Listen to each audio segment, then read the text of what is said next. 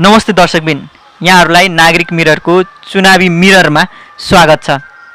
आज हामीसँग एकजना यस्ता व्यक्ति हुनुहुन्छ जो धनुषाको क्षेत्र नम्बर 4 को लागि स्वतन्त्र उम्मेदवार हुनुहुन्छ। तपाईहरूले आंकलन गरिसक्नुभयो होला। मिथिला क्षेत्रमा मैथिली नाटक को क्षेत्रमा सबैभन्दा उत्कृष्ट अभिनय गरेर आफ्नो छवि बनाउनु भएको, सँगसँगै राजनीतिलाई पनि सफा गर्नको निमित्त आफ्नो हातलाई जनताको साथसँग जोडेर उहाँले आफ्नो राजनीतिक यात्रा, स्वतन्त्र राजनीतिक यात्रा सुरुवात गर्नुभएको छ आफ्नो उम्मेदवारी दर्ता गर्दै। उहाँ हुनुहुन्छ कृष्ण कुमार महतो। सर्वप्रथम उहाँलाई हामी चुनावी मिररमा स्वागत गर्छौँ। स्वागत छ यहाँलाई। धन्यवाद नागरिक मिररलाई। अहिले चुनावी माहौल सरगर्मी बढिरहेको अवस्थामा घर दैलो कार्यक्रम, अनौपचारिक भेटघाट कार्यक्रमहरू कसरी बढिरहेको छ? अहिले चाहिँ क्रमिक रूपमा चाहिँ अनौपचारिक भेटघाट भइरहेको छ। अब डाक्टर लेभलको, इन्जिनियर लेभलको, शैक्षिक वर्गको जति नै युवाहरू छन्, यहाँ बुजुर्गहरू छन्, उहाँहरूसँग चाहिँ अनौपचारिक भेटघाट, राजनीतिक सरसल्लाह, राजनीतिक अवस्था, जनताको समस्या, त्यस्ता सम्पूर्ण विषयहरूमा एकदम ग्राउन्ड जिरो भनौँ न, तल्लो स्तरमा चाहिँ कुराकानी भइरहेको छ र उहाँहरूको पीडालाई एकदम नजिकबाट चाहिँ महसुस गर्ने प्रयास गर्दैछु। अब यो तपाईँ आफै पनि कलाकारिता फिल्डबाट आउनुभयो, विभिन्न रोल प्लेहरू गर्नुभयो होइन, जोगीदेखि लिएर सबैभन्दा फेमस जोगीदेखि लिएर तपाईँको गरिब भिखारीसम्म बनेर तपाईँले चाहिँ समाजको दुरावस्थाहरू प्रस्तुत गर्नुभयो। अब यो दुवै बिचको भिन्नता राजनीतिमा अहिलेको जुन सदाचारिता हुँदैछ हाम्रो समाजसँगको, यसमा भिन्नता चाहिँ के पाउनु हुँदो रहेछ? यसमा यस्तो हुँदो रहेछ, मैले कलाकारिता गर्दाखेरि हाम्रो मुख्य काम चाहिँ जनतालाई सजग बनाउने, सचेत बनाउने, राजनीतिक अवस्थाबाट होस् या कुरीतिबाट होस्, समाजको सम्पूर्ण विषयलाई लिएर फरक फरक तरिकाले नाटक गर्ने अनि जनतालाई सजग बनाउने, राजनीतिक कर्मीलाई सजग बनाउने र यहाँको आम वातावरणलाई नै सकारात्मक तरिकाले कसरी अगाडि बढाउने भन्ने विषयमा हाम्रो हुन्छ र हामीले त्यसरी नाटक गर्दै आइरहेका छौँ। विगत 10-11 वर्षदेखिको मेरो यो नाटक यात्रा छ। त्यसमध्ये हाम्रो यताको निकै चाहिँ नै फेमस एउटा रोचक घोचक कार्यक्रमबाट हामीले विशेष गरेर टार्गेटबाट राजनीतिक कर्मीलाई र समाजको समस्यालाई, विकृतिलाई, विसङ्गतिलाई जोड दिएर जनतालाई सम्झाउने, उहाँलाई सचेत गराउने गर्दैथ्यौँ। नाटक गर्दाखेरि चाहिँ हामीले सीमित व्यक्ति, सीमित क्षेत्रलाई मात्रै भन्न पाइरहेका छौँ, सचेत गराउन पाइरहेका छौँ र यसमा चाहिँ ग्यारेन्टी ठ्याक्कै हुन्न कि हामीले 100 जनालाई नाटक देखायो भने त्यसबाट 5 जना बुझ्ने हो कि 10 जना बुझ्ने हो कि 20 जना भन्ने कुरा जुन हुन्छ नि, एउटा कानुनी टार्गेट, एउटा ठ्याक्कै तथ्याङ्क आउँदैनन्। हामीले नाटक देखाउने हो, उहाँहरूले हेर्ने हो, शरीरमा लागू गर्ने, मनन गर्ने भन्ने कुरा उहाँमाथि निर्भर हुने गर्दछ हो। अब यसमा र यो राजनीति जुन कुरा छ, यसमा फरक के छ भने हामीले गर्दाखेरि चाहिँ उहाँले मनन गर्ने नगर्ने उहाँको भावना हुन्छ, तर राजनैतिक तवरबाट, एउटा नेताको तवरबाट, एउटा नीतिको तवरबाट चाहिँ हामीले नीति बनाइसकेपछि यस क्षेत्रका, यस यहाँका व्यक्तिका, यस समाजका व्यक्तिलाई गर्नै पर्ने हुन्छ र गराउनै पर्ने हुन्छ स्थिति क्या। अब फरक यति मात्रै छन्, यो भनेको कानुनी रूपमा, सरकारी रूपमा चाहिँ ठोस भयो, हुन्छ नै भन्ने ग्यारेन्टी हुन्छ। नाटकमा चाहिँ हुन्छ नै भन्ने कुरा ग्यारेन्टी हुन्न। अब स्वतन्त्रबाट उम्मेदवारी दर्ता गर्नुभएको छ। अब कैँची छाप लिएर यो राजनीति, फोहोरी राजनीतिलाई चाहिँ कैँची लाउँछु भनेर पनि ब्यानरहरूमा मिठा नाराहरू लगाएर हिँड्नु भएको छ। जनताले यो कैँचीलाई चाहिँ कसरी लिइरहेछन्? जनता चाहिँ यस क्षेत्रलाई नेताबाट चाहिँ मरुभूमि जस्तो ठानेको छ क्या। उनीहरूलाई चाहिँ अलि पनि पानीको हुन्छ नि, कहाँबाट छिटाओस्, नेताले राम्रो गरिदियोस्, नेता राम्रो बनोस् भन्ने कुरा एउटा मरुभूमिमै वातावरणमा मैले दिएको जुन उम्मेदवारी छ नि, त्यो चाहिँ जनताको आत्मालाई झन्डै अझै सार्थक, परिवर्तनकारी अनि स्वाभाविक रूपमा चाहिँ आफूलाई निकै राम्रो अनुभव गर्दै अगाडि बढिरहेका छन्। तर कस्तो राम्रो कुराहरू, जनताले मरुभूमिबाट एउटा त्यो मरुभूमिमा केही फलाउने आशा लिइरहेछन्। अब तपाईँका नीति विचार सङ्गति भनौँ होइन, एउटा नेतामा हुनुपर्ने, एउटा पार्टीले जहिले पनि नीति बोक्छ, विचार बोक्छ, सिद्धान्त बोक्या हुन्छ। अब स्वतन्त्रको यो नीति विचार सिद्धान्त हुँदैन भन्छन् होइन, र अझ बढी भन्ने भने तपाईँ प्रतिनिधि सभाको लागि उम्मेदवार हुन्छ। प्रतिनिधि सभामा सरकार बन्नको लागि पनि 2/3 चाहिन्छ, प्लस उहाँहरूको पार्टीको सबैभन्दा थ्रेसहोल्ड जसको बढी हुन्छ उहाँले बनाउने हो। तर स्वतन्त्रको त एकदम कमजोर अवस्था देखिन्छ। अब यो दुईटा विकराल परिस्थितिमा चाहिँ स्वतन्त्र उम्मेदवार भएर चाहिँ कस्तो खालको सन्देश जान्छ भन्दाखेरि समय सान्दर्भिक रूपमा चाहिँ नीतिगतमा पैरवी मात्रै गर्ने देखियो, तर त्यसको कार्यान्वयनको पक्षमा नदेखिने हो कि भन्ने जनमानसको आकाङ्क्षा या त्यो प्रश्न रहेको छ। यसलाई चाहिँ कसरी खण्डन गर्नुहुन्छ? सामान्यतया संसदमा हेर्दाखेरि अब कुनै पनि नीति बिना बहुमतको पारित नहुने त्यहाँ देखिन्छ हो। एउटा अब यो जुन प्रतिनिधि सभाको सदस्यको मुख्य काम त नीति निर्माण नै देखिन्छ। अर्को कुरा जनताको जाराको समस्या चाहिँ संसदसम्म सरकारसम्म पुगाइदिने, यो दुईवटा काम चाहिँ प्रतिनिधिको एकदम प्रष्ट देखिन्छ एक लाइन। अर्को लाइन यो पछिको जुन लाइनिङ छ त्यो के छ भने हाम्रो प्रतिनिधि सभा क्षेत्रभित्र प्रदेश पर्दछ, पालिकाहरू पर्दछ, उनीहरूसँग सहकार्य सम्मेलन पनि हामी गरेर कुनै पनि कुरामा चाहिँ विचार गर्न सक्छौँ।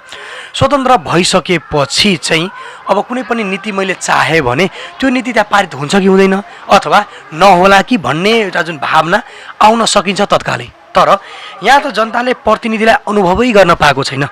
प्रतिनिधि हाम्रो हो कि होइन, यस क्षेत्रमा प्रतिनिधि छ कि छैन, जितेर गयो कहाँ गयो, गाउँमा किन आउँदैनन् अथवा गाउँको कुनै पनि समस्यामा किन बोल्दैनन्, यी साना साना सामान्य कुरामा चाहिँ जनता विगतको 10-15 वर्षदेखि चाहिँ भोकाएका छन् क्या। नीति त एउटा फरक कुरा हो, नीति त धेरै माथिको कुरा हो।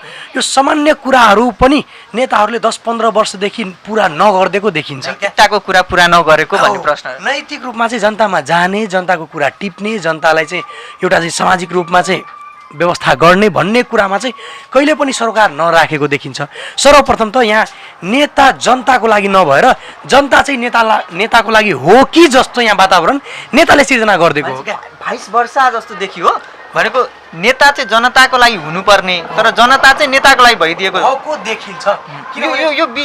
यो शब्दमा धेरै ठुलो अर्थ छ नि। फेरि यो शब्दमा कस्तो अर्थ छ भने ठ्याक्कै मैले भने नि जनता नेताको लागि हो तर नेता चाहिँ जनताको लागि होइन भन्ने कुरा यहाँ कसरी प्रष्ट हुन्छ भने नेता चाहिँ 2 महिनाको लागि गाउँ आउने, चुनावतिर भोज गर्ने, भतेर गर्ने, बाजा बजाउने, गाडी चलाउने, जुलुस गर्ने, भोट लिने अनि 2 महिनापछि गइदिने भनाएको अर्थ जनताको काम यो 2 महिनाभित्र हो हल्ला गर्ने, जुलुस गर्ने, आन्दोलन गर्ने होइन, पक्षलाई जिताइदिनु पर्ने हो, भोट दिने अनि एउटा कुनै व्यक्तिलाई जिताइदिने, पठाइदिने, सक्यो भनाएको अर्थ।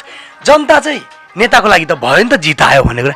त्यसपछि चाहिँ 5 वर्षसम्म चाहिँ नेताहरू चाहिँ कानमा तेल लिएर सुत्ने, कहिले गाउँ नछिर्ने, जनताको समस्या नबुझ्ने जुन वातावरण सिर्जना भएको छ नि, जनताले लामो समयदेखि यो वातावरण खेपेको छ क्या।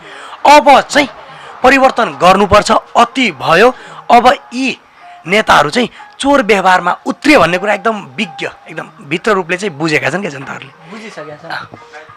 अब तपाईँले भनेको यो उत्तरमा चाहिँ अलिकति अब यसलाई स्वतन्त्रको नजरबाट पनि हेर्दाखेरि अब यहाँ अहिले पार्टी पनि स्वतन्त्र भइदिएको छ, व्यक्ति स्वतन्त्र छ। त्यस स्वतन्त्र व्यक्तिभित्र पनि कोही स्वार्थ राजनीति गर्नलाई होइन, स्वार्थ एउटा डिलिङ गर्नको लागि स्वतन्त्र भएर आइरहेको छ। अब यो बिचको खाडल, यो बिचको प्रतिद्वन्द्वीमा चाहिँ तपाईँ आफूलाई कहाँ उभ्याउनुहुन्छ, कुन स्वतन्त्र हो? हेर्नुहोस्, स्वतन्त्रको जब कुरा आउँछ नि, यहाँ जनताले पार्टी पनि खोजेको होइन, नेता पनि खोजेको होइन, जनताको लागि काम गरिदिने व्यक्ति खोजेको हो जो एकदम इमान्दार होस् अनि जनतासँग मिल्ने होस्, व्यक्ति खोजेको हो क्या। अब यो राम्रो, म राम्रो व्यक्ति हुँ भन्ने कुरा भनाउनको लागि पार्टीबाट पनि द्वन्द्व गरेका मान्छेहरू म राम्रो हुँ भनेर उभ्याएको छ। कोही चाहिँ अब प्रतिद्वन्दी एउटै पार्टीका छन् तर त्यो व्यक्तिलाई हराउनुपर्छ, पैसा खानुपर्छ, पछि डिलिङ गर्नुपर्छ भनेर पनि स्वतन्त्र भएर उठेको छ। अर्को चाहिँ पार्टी पनि स्वतन्त्र भइदिएको छ। यो बिचमा चाहिँ जनतालाई खासै त्यस्तो ठुलो अन्योलता चाहिँ भएको छैन, किनभने विगतको स्थानीय चुनावमा चाहिँ सबै जनताले त्यस प्रकारका एक स्वतन्त्रलाई एकदम नजिकसम्म हेरिसकेका छन् क्या। पार्टीको स्वतन्त्र उठ्ने, जित्ने अनि फेरि पार्टीमा नमस्कार सर भनेर फर्किहाल्ने क्या, अर्को स्वतन्त्र डिलिङ गर्ने, बसिहाल्ने भनेको अर्थ सब प्रकारको जुन स्वतन्त्र छ नि जनताले योपल्ट बुझिसकेको छ वास्तविक स्वतन्त्र को हो र अर्को स्वतन्त्र को हो। र अर्को कुरा उम्मेदवारको ब्याकग्राउन्ड चाहिँ टच गर्ने काम चाहिँ जनताले सुरु गरिसकेको छ। अर्थात् वास्तविक त्यो व्यक्ति कस्तो हो, स्वतन्त्र हो होइन अथवा पार्टीको हो अथवा के हो भन्ने कुरा भन्दा पनि त्यो व्यक्ति कस्तो हो र अहिलेसम्म कसरी यहाँसम्म आएको छ यो कुरामा चाहिँ जनता एकदम विज्ञ भएर लागि परेको छ क्या। हिस्ट्री खोज्दैछ जनताले होइन, मेरो उम्मेदवार कस्तो छ भनेर। अब अर्थ चाहिँ म कस्तो हुँ भन्ने कुरा, म चाहिँ पूर्ण रूपमा अब स्वतन्त्र हुँ। न त म कुनै पार्टीसँग लगाव छ, न कुनै नेतासँग लगाव छ, न त कुनै सङ्गठनसँग लगाव छ। म स्फूर्त रूपमा व्यक्तिगत तवरमा चाहिँ जनताकै सेवामा समर्पित हुनको लागि आफ्नो शरीरलाई, आफ्नो आत्मालाई र आफ्नो व्यवहारलाई लिएर जनताको आँगनमा आएको छु। अब तपाईँको प्रतिस्पर्धा कोसँग छ भन्ने कुरो तपाईँलाई राम्रोसँग थाहा छ। रघुवीर महासेठ जो यो क्षेत्रबाट तपाईँको प्रतिनिधित्व गरिसक्नु भएको छ, 2014को चुनावमा प्रत्यक्ष रूपले जितेर पनि उहाँ मन्त्री समेत भइसकेको मान्छे होइन। अब उहाँसँगको टक्करको लागि या उहाँसँगको त्यो प्रतिस्पर्धाको लागि पूर्व तयारी चाहिँ कस्तो थियो? यो तपाईँले मनोनयन दर्ता गर्नुभन्दा अगाडिको तयारी र त्यसपछिको तयारीहरू कस्तो छ? व्यक्तिगत रूपमा भन्दाखेरि अब यहाँ धेरै पत्रकार साथीबाट वरिष्ठ दिग्गज अनि ठुला भन्ने कुराहरू जुन शब्द आइरहेछ क्या नेताहरूमा, खासै हेर्दाखेरि हामी नेता भनेको राजनीतिकर्मी भनेको कामले चाहिँ ठुलो हुनुपर्छ। हामी पटक पटक जितेर 10-10 वर्ष कुर्सीमा बसेर सरकारको तलब खाएर जनताको एक एक पैसा खाएर चाहिँ ठुलो भएको जनतामा अनुभव भएको छ क्या। मान्छे नेताले हिपोक्रेसी गरिरहेछन् भन्ने कुरो हो। एक्ज्याक्ट, नेताले गरेको त्यो हो क्या, काम चाहिँ गरेको होइन। त्यही भएर विभिन्न ठाउँबाट चाहिँ दिग्गज ठुला भन्दा पनि जनता प्रेमी छैनन् क्या, जनता विरोधी भनौँ न, विकास विरोधी नै भनौँ क्या, यस्तो हुनुहुन्छ अथवा भइरहेको विभिन्न ठाउँमा देखिन्छ। यहाँको सन्दर्भमा उहाँहरू हुनुहुन्छ है। अब यहाँको सन्दर्भमा चाहिँ मेरो ब्याकअप हेर्दाखेरि म विगतको 2 वर्षदेखि चाहिँ गृहकारामा लागेको थिएँ अनि त्यो हिसाबले काम भइसकेको छ। जस्तो कि अब जनकपुरको 6वटा वाडा छन्, मिथिला बिहारीका 6वटा वाडाहरू, लक्ष्मीनिया गाउँपालिका, छिरेश्वरका, बटेश्वर अनि मिथिला, सबैमा चाहिँ जुन युवा वास्तवमा वर्षौँदेखि अब आँखा खोलेर बसेको छ कि परिवर्तनकारी कोही आउँछ कि राजनीति बदल्ने कोही आउँछ कि, त्यस्ता सयौँ हजारौँ युवाहरू, डक्टर इन्जिनियरहरू, एकदम बौद्धिक स्तरका व्यक्तिहरू बसिरहेका छन् पटक पटक धोका खाएर। अब चाहिँ उनीहरूको सर्किटमा पनि मेरो एक किसिमको यो 2 वर्षदेखिको वातावरण राम्रो बनेको छ, उहाँसँग सरसल्लाह भएको छ। युथमा पनि राम्रो नेटवर्क बनाएको छु, जो परिवर्तन खोजेको छ, जो चाहिँ राजनीतिबाट पार्टीबाट पर हटेर जनताकै सेवामा समर्पित हुने मान्छे खोजेको छ नि, उहाँसँग सहकार्य गृहकार्य गरेर म चाहिँ यो उम्मेदवारी दर्ता गराएको हुँ। यो चाहिँ व्यक्तिगत मेरो भन्दा पनि यो सम्पूर्ण जनताको भावनाले लिएर म उठेको हुँ। मेरो यो उम्मेदवारी भनेको मेरो उम्मेदवारी होइन कि जनताको वर्षौँदेखि पीडाको समस्याको भावना हुनु। जस्तो अहिले जनताको समस्याको कुरा गर्नुभयो, अब ती समस्या त यथावत छन्, शिक्षा, स्वास्थ्य, युवाकै कुरा गर्नु, रोजगार पाइरहेछन्। अझ बढी मधेसको कुरा गर्नु भने त यो नागरिकतासँगको छ, साक्षरतासँगको छ, अझ स्वास्थ्यसँगको छ। यही क्षेत्र नम्बर 4 धनुषाको क्षेत्र नम्बर 4 का यो मिथिला नगरपालिका होस् या योभन्दा बाहिरका होइन बटेश्वरै होस्, त्यहाँका जनताहरूले कुनै पनि स्वास्थ्य सेवा पाउनको लागि जनकपुर धाउनुपर्ने अवस्था छ। त्यसमा पनि ग्यारेन्टी छैन ऊ स्वत रूपले निको भएर आउँछ कि आउँदैन, पारदेशी अस्पतालको त्यस्तै अवस्था छ होइन। अब यी समग्र इस्युहरू, यो समस्याहरूलाई चाहिँ समाधानको रूपमा चाहिँ योजनाहरू चाहिँ के छ तपाईँको? एक्ज्याक्ट, मेरो योजना भनेको यहाँ चाहिँ के छ भने तल्लो स्तरकै सामान्य काम भएको छैन। 15 वर्ष जुन पार्टीहरूले एजेन्डा उठाएको थियो नि, स्वास्थ्यको, शिक्षाको अनि प्रशासनिकको, अहिलेसम्म त्यो पुरा भएको छैन। यहाँको जनताको समय सबै घरमा गएर विचार गर्नुहोस्, प्रत्येक जनताको घरबाट 3वटा कुरामा सबभन्दा बढी पैसा खर्च हुने गरेको देखिन्छ। एउटा शिक्षा, अर्को स्वास्थ्य अनि अर्को प्रशासनिक काम क्या। यही 3टा कुरा लिएर 15 वर्ष अगाडि पनि नेता गाउँ छिरेको संविधानमा पनि उल्लेखित छ। स्वास्थ्य चाहिँ आधारभूत स्वास्थ्यको धारा छन्, त्यसपछि तपाईँको जुन शिक्षाको कुरा छ, निःशुल्क हुनुपर्छ भन्ने कुरा, यी कुराहरूको नीति छन्, तर त्यो नीति कार्यान्वयन किन हुन सकेनन् त्यहाँ जरासम्म यहाँको प्रतिनिधि पुगेको छैन क्या। यहाँ रोडै बनेको छैन, एउटादेखि अर्को गाउँ जुड्ने रोडै बनेको छैन क्या। तर हामीले यहाँको जनतालाई हवाईजहाजको सपना देखाएर के हुन्छ र? म यदि उठेको अहिलेसम्मका नेताहरूले हवाईजहाजको सपना देखाए, रेलले जोड दिने सपना देखाए, तर सामान्य स्तरमा हुनुपर्ने काम चाहिँ केही पनि गरेका छैनन् क्या।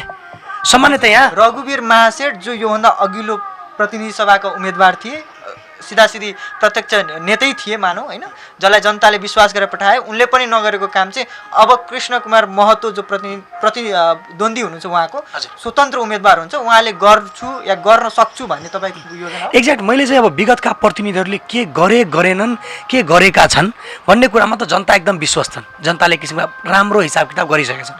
मेरो पक्षमा के छ भनेपछि अरूले के गरेनन् मलाई थाहा भएन, तर समस्या यथावत जस्ताको त्यस्तै छ। समस्यामा कुनै मलम लागेन, जस्ताको त्यस्तै छन्। ती सामान्य कुराहरूमा मैले समेट्ने प्रयास गरेको छु। जस्तो कि यहाँ सामाजिक स्तरमा हेर्दाखेरि सबभन्दा प्रथम चाहिँ रोजगारी जस्ताका त्यस्तै, जुन बेरोजगारीको जुन समस्या छ नि, रोजगारी केही सिर्जना भएनन्। यदि चाहेको भए विगतको 10 वर्षमा यहाँ धेरै कुरा हुन्थ्यो क्या। मैले चाहिँ 1 नम्बरमा चाहिँ रोजगारीको कुरा ल्याएको छु। रोजगारी कस्तो भनेपछि धेरै ठुला कुनै त्यस्तो अब यहाँ चाहिँ हजारौँ काम लाग्ने उद्योग बनाइदिन्छु भन्ने कुरा होइन क्या। सबभन्दा पहिले चाहिँ 1 लाखदेखि 5 लाखसम्म हुने जुन साना उद्योग छन्, 1 वाडा 1 वर्षमा 2 साना उद्योग, एउटा वाडामा एक वर्षमा 2टा साना उद्योग हुने गरी 42वटी वाडामा चाहिँ एक वर्षमा साना उद्योग हुन्छन् र आंशिक लगानी गर्ने जस्तो कि 5 लाखसम्म हुने जुन 6 लाखसम्म जुन योजना छन् बजेट छन् आंशिक लगानी गर्ने जुन विदेशबाट फर्केका युवा छन् सिप सिकाएर आधा लगानीको सरकारको तर्फबाट वातावरण बनाएर उद्योग स्थापना भनेको अर्थ एक वर्षमा 2टा साना उद्योग र एउटा चाहिँ आधा लगानी हुने गरी अलि ठुला उद्योग मध्यम उद्योगको स्थापना एक वर्षमा 3वटा उद्योग हुने गरी हामीले चाहिँ एक किसिमको योजना बनाएको छ र त्यो चाहिँ हामीले लागू गर्छौँ यदि लागू गर्यो भने 5 वर्षमा एउटा वाडामा मात्रै भन्यो भने 5 या 15वटा उद्योग हुन्छ अर्थात् पुरै वाडालाई लगभग जुन अपाङ्ग छन् गरिब छन् असहाय छन् ऊ सब चाहिँ त्यहाँ समावेश हुन सक्छ एउटा जुन उद्योग एजेन्डा छ अर्को के छ भने शिक्षा स्वास्थ्य र यो प्रशासनिक यो 3टा कुरा छ नि यसलाई विश्वस्त बनाउनको लागि हामीले फरक किसिमको रणनीति यहाँ ल्याएको छौँ भनेको अर्थ जुन सरकारको धारा छन् नि लागू किन नभएको लागू गर्नलाई के गर्नुपर्छ सरकारले पहल नगरेको हो कि यहाँको सरकारका निकायले पहल नगरेको हो त्यसमा चाहिँ म व्यक्तिगत सांसदको तर्फबाट चाहिँ एकदम जोरदार पहल गरेर 3टै कुरालाई एकैचोटिमा चाहिँ समाधान गर्नेछु अर्को कुरा छ यहाँ भित्र चाहिँ खेलकुदमा निकै कमी देखिएको छ क्या खेलकुद युवा चाहिँ चिच्याइरहे युवालाई आन्दोलनमा लगे मान्छे मारे मरे तर ती युवालाई कहाँ समावेश गर्दाखेरि युवा चाहिँ फुर्सदका फरक काम गर्दैन भन्ने कुरा लागेनन् यहाँ चाहिँ स्थानीय खेलहरूलाई चाहिँ स्थानीय स्कुलको सम्पूर्ण सिलेबसमा समावेश गरिनुपर्छ जस्तो कुस्तीको कुरा आउँछ डन्डी बियोको कुरा आउँछ यस्ता धेरै खेलहरू छन् जुन यस तराई मधेसमा चाहिँ वर्षौँदेखि पुस्तौँदेखि छन् तर ती कुराहरू स्थानीय सिलेबसमा समावेश छैन त्यही भएर यहाँको स्थानीय खेलहरूलाई चाहिँ यसमा स्थानीय सबै सिलेबसमा समावेश गर्ने एक वाडा एक खेल अनि एउटा टिम हुनैपर्छ भन्ने मेरो भावना छ ताकि युवाहरू ती खेलका माध्यमले ती टिमका माध्यमले समावेश होस् शरीरको महत्त्व आफ्नो महत्त्व र मानसिक अवस्था सम्पूर्ण कुरा चाहिँ त्यो खेलको माध्यमले बुझोस् जुडोस् कुलतमा नलागोस् र वहीँ मेलापात झै झगडा सबैबाट मुक्ति पाओस् भने यो खेलको कुरा चाहिँ मैले समावेश गरेको छु सिपको कुरा खेलको कुरा अर्को जुन कृषिको कुरा छ संसदमा हामी हेर्ने गर्दछौँ पहाडका जिल्लाका संसदहरूले चाहिँ कृषिको बारेमा बोल्ने गर्दछन् मल खालको बारेमा बोल्ने गर्दछ तर हाम्रै क्षेत्रका हाम्रै जिल्लाका संसदहरू चाहिँ कहिले आवाज उठाएको छैन मेरो चाहिँ सर्वप्रथम चाहिँ संसदको जुन राजनीतिक कुरा आउँछ सहकार्य र समन्वय म प्राथमिकतामा राख्नेछु यहाँ समस्या के छ भने प्रतिनिधि एक पार्टीको प्रदेशको प्रतिनिधि एक पार्टीको मेयर अर्को पार्टीको एकले अर्कोको कुरा नटेर्ने नसुन्ने एक ठाउँ नबस्ने विचलन देखिने अनि म जहाँ जितेको छु त्यही राजा भन्ने ठान्ने अब कुनै उम्मेदवार कुनै ठाउँमा नजाँदाखेरि सहकार्य र समन्वय कहीँ देखिएको छैन अब विकास कसरी गर्ने नीति कसरी चलाउने जनतालाई समावेश कसरी गर्ने समानुपातिक विकास कसरी गर्ने यी कुराहरू नभएर प्रतिशोधको राजनीति गजबको हुँदो रहेछ त्यही भएर सहकार्य र समन्वय मेरो एकदम राम्रो प्राथमिकता हुनेछ र म सबैसँग कुनै पनि हालतमा सहकार्य समन्वय नगरिकन कुनै पनि विकास यहाँ हुन दिने बाला छुइनँ चाहे त्यसको लागि मलाई जुन कदम उठाउनुपर्छ म उठाउनेछु विकासको पक्षमा अब तपाईँले प्रशासनिकको पनि उठाउनु भयो हामीसँग त सुशासन नीति पनि छ होइन हामीले सुशासनमा टेकेर पारदर्शिताकोदेखि लिएर तपाईँको जवाफदेहितासम्मको कुराकानी गर्छौँ होइन यी सबै कुराकानी गर्दै गर्दाखेरि अहिलेको सरकार भ्रष्ट छ जनताको मुखबाट पनि त्यही नेताको मुखबाट पनि त्यही होइन एकले अर्कालाई आरोप लगायो एकले अर्कालाई प्रति आरोप लगायो त्यो माहौलमा तपाईँको यो अहिलेको उम्मेदवारीले तपाईँ सदनमा पुगिसकेपछि त्यो जनतासँगको जुन साक्षात्कार हुन्छ त्यो मुद्दालाई चाहिँ सदनमा उठाउन चाहिँ कस्तो तयारी गरिराख्नु छ यहाँ समस्या के भइरहेछ भने अब यहाँ जुन जति प्रतिनिधिहरू छन् यहाँ भ्रष्टाचारी हुने कुरा डिलिङ भन्ने कुरा यो कमिसनको जुन कुराहरू छ नि त्यो माथिल्लो स्तरबाट हुँदो रहेछ क्या एकदम माथिल्लो स्तरबाट माथिल्लो स्तर नै अब यो डिलिङ गर्ने भ्रष्टाचारी गर्ने ठेकदारी गर्ने ठेकदार राख्ने अब चलन चलाइसकेका छन् जब माथिल्लो स्तर नै यो अवस्थाबाट गुज्रिरहेको छ भने तल्लो स्तरमा त्यो प्रशासनिक सहनशीलताको भन्ने कुरा छ जिरो भ्रष्टाचारीको शून्य सहनशीलताको कुरा छ जिरो भ्रष्टाचारीको जुन कुरा छ त्यो फलो नै हुँदैनन् अब भनौँ न 4वटा छोराहरू छन् 4वटामा जेठा नै डाका छन् जेठा नै चोर छन् भने सानाहरू त झन् बिगार्दै जान्छ नि त त्यही भएर हामीले अनुशासनको कुरा नीति नियमको कुरा प्रशासनिक कुरा र व्यक्तिक नैतिकको जुन कुरा छ नि त्यो सबभन्दा माथिल्लो स्तरको प्रतिनिधिमा नै लागू गर्नुपर्छ बोल्नुपर्छ र बानी बसाल्नुपर्छ अनि मात्रै त्यो तल्लो स्तरका जुन प्रतिनिधि छन् त्यसले चाहिँ उसको कपी भनौँ अथवा उसको जुन अवधारणा हिसाबले चल्छन् मेरो के छ भने म नै यसरी सुधारात्मक तरिकाले हिँड्नेछु जसको उदाहरण बन्नेछु, यस्तो उदाहरण बन्नेछु ताकि तल्लो स्तरका सम्पूर्ण प्रतिनिधिहरूले गलत काम, नियम मिच्ने काम, भ्रष्टाचारी गर्ने काम, कमिसन लिने काम हुन्छ नि, गर्नु फरक कुरा, त्यहाँ नजिक जानबाट डराउँछन् क्या। त्यस्तो वातावरण म आफ्नोमा सिर्जना गर्नेछु जनताको सामु। अब तपाईँले यस्तो महत्त्वपूर्ण कुरा गर्दै भ्रष्टाचार लगायत यहाँनिर तपाईँको ठेक्का पट्टादेखि लिएर सबै सेटिङ चलिरहेको छ भने सामान्य स्तरमा तपाईँ एउटा मध्यम वर्गीय परिवारबाट एउटा कलाकारिता गरेर हिँडिरहेको मान्छे एक्कासी तपाईँलाई जनताले मेरो उम्मेदवार हो भनेर त्यो पत्याइरहनु पर्ने अवस्था जुन आयो, एक्कासी तपाईँको उम्मेदवारी चाहिँ कसरी आयो भन्ने एउटा जुन मान्छेमा उत्सुकता छ, यो चाहिँ के हो, कसरी यो एक्कासी चाहिँ कसरी आयो तपाईँको उम्मेदवारी? यो ताकि तपाईँसँग एउटा आर्थिक भार पनि छ, एउटा घर परिवार चलाउनु पर्ने छ होइन, परिवार पाल्नु पर्ने छ, अब भर्खर विवाहित पनि हुनुहुन्छ होइन। अब यो समग्र कुरामा चाहिँ यो यतापट्टि प्लानिङ हुनुपर्ने कुरा चाहिँ राजनीतितिर प्लानिङ सर्यो भन्छ नि, के छ? होइन, यो चाहिँ अचानक मेरो उम्मेदवारी चाहिँ होइन, लामो समयको राजनीतिको जुन यहाँ अवस्था छ नि, त्यो मेरो मानसिक रूपमा जुन पीडा थियो नि, त्यो पीडा चाहिँ विगतको समयदेखि एउटा तयारीको क्रममा थियो। तयारी गर्दै जाँदा सरसल्लाह गर्दै जाँदाखेरि यो चाहिँ उम्मेदवारी दिएको हो। यो अचानक भन्दा पनि एकदम राम्रोसँग प्लानिङ गरेर दिएको उम्मेदवारी हो होइन। यसमा चाहिँ मैले कदाचित कतै डराएको अथवा आर्थिक रूपले चाहिँ त्यस्तो फरक बाटो देखेको छुइनँ। खासमा भन्ने हो भने पुँजीवादी मान्छेहरूले, पैसा भएको मान्छेले निर्वाचन प्रणाली यसरी खर्चिलो बनाइदिए कि राम्रो बौद्धिक स्तर भएको पढे लेखेका युवा चाहिँ कदापि पनि राजनीतिमा नहोस्। मेयर त फरक कुरा, वार्ड अध्यक्षमा पनि पढेका लेखेका युवाहरू चाहिँ उम्मेदवारी दिँदैनन्। यस्तो अवस्थामा मेरो जुन उम्मेदवारी छ नि, यो मेरो उम्मेदवारी चाहिँ आर्थिकसँग जोडिएको उम्मेदवारी होइन।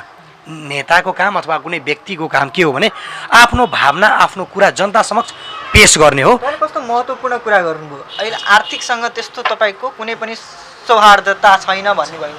तर एक हिसाबले हेर्नु भने अब स्थानीय तहको निर्वाचन अस्ति भर्खर सकियो, जहाँनिर करोडौँ रुपियाँ खर्च भयो होइन, एउटा स्थानीय तहको निर्वाचन। यो त प्रतिनिधि सभाको, प्रदेश सभा यो सँगै छ। अब यो खर्च गर्न त केही नभए पनि त्यहाँ त 1 करोड खर्च भएको थियो भने यसमा चाहिँ 5 करोड 6 करोड खर्च हुने।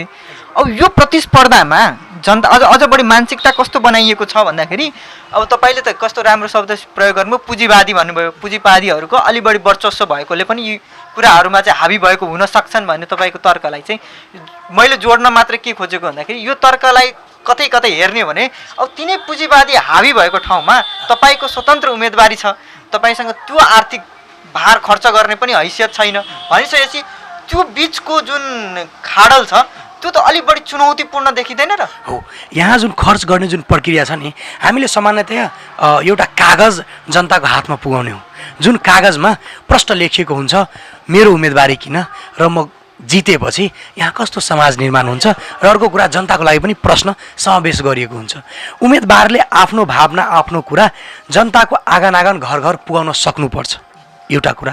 अर्को कुरा जुन यहाँका बितेका समयमा प्रतिनिधिहरूले खर्च चाहिँ कसरी गर्दैछन् भने गाडी धेरै गर्ने, जनता रात दिन घुमाउने, गाउँमा टेन्ट लगाउने, जुलुस गराउने, डिजे बजाइराख्ने, 10वटा गाडीको ठाउँमा 50वटा गाडी दौडाइराख्ने, यो जुन समर्थनको भरम पैसाले जन्माउने गरेको देखिन्छ। यो चाहिँ जनताले अब बुझिसकेको छ कि यो जुन हो हल्ला, यो तमासा, यो भिडभाड हो नि, यो तत्कालीन हो क्या। किनभने 4 वर्षसम्म 5 वर्षसम्म कहीँ नदेखिने त्यो माहौल, कहीँ नदेखिने त्यो पार्टी, कहीँ नदेखिने त्यो झन्डा, यो 2 महिनाको लागि एउटा हुन्छ नि जन्ती जस्तो, एउटा भनौँ न छोराको बिहे जस्तो किन माहौल हुँदो रहेछ भन्ने कुरा जनताले पटकको निर्वाचनमा देखिसकेको छ। खर्चको जुन कुरा आउँछ त्यो निर्वाचनले पनि एउटा खर्च तोकेको छ। त्यो खर्च एकदम धेरै खर्च हो क्या। जस्तो कि मेरै भनौँ न प्रतिनिधिको लागि 33 लाख भन्ने कुरा तोकेको छ क्या। यसको मतलब यो देखिन्छ 33 लाख नहुने मान्छे उम्मेदवारी नदिने हो कि, नदिनु पर्ने हो कि, अथवा 33 लाख नहुने मान्छेले किन उम्मेदवारी दिएको हो कि भन्ने पनि देखिन्छ। कहीँ न कतै यो निर्वाचन प्रणालीले पनि यो खर्चिलो वातावरण बनेको छ। यसमा कुनै सीमा त्यस्तो म प्रश्न देखिनँ। यो फरक बाटो हो। मेरो जुन खर्च गर्ने अथवा आर्थिक कुरा हो भने फरक कुरामा खर्च गर्ने होइन कि जनता समक्ष म आफ्नो आवाज कसरी पुगाउने, त्यति मात्रै कुरा छ। त्यो म चाहिँ अब एउटा कागजको माध्यमले सम्पूर्ण जनताको आँगनमा, घरमा चाहिँ म आफ्नो विचार पुगाउने छु।